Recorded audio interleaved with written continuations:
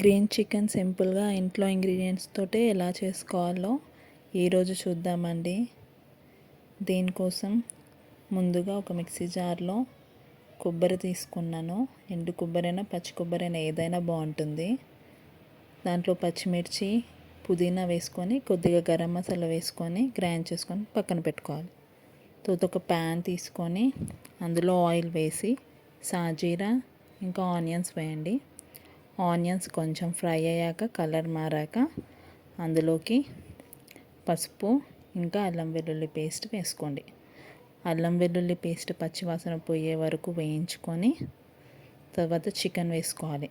నేను ఇక్కడ 1/2 kg chicken తీసుకున్నాను. 1/2 kg చికెన్ వేసుకొని బాగా కలిపేసుకోవాలి.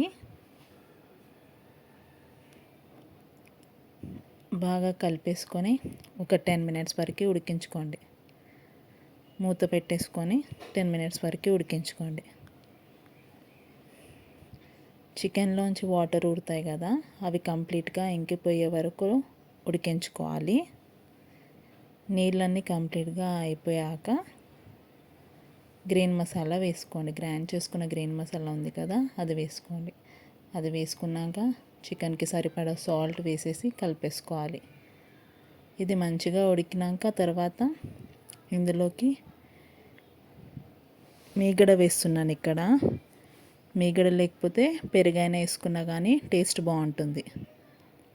ఇది మంచిగా కలిపేసుకొని లాస్ట్కి కొద్దిగా కొత్తిమీర వేసి దింపేసుకోవడమే.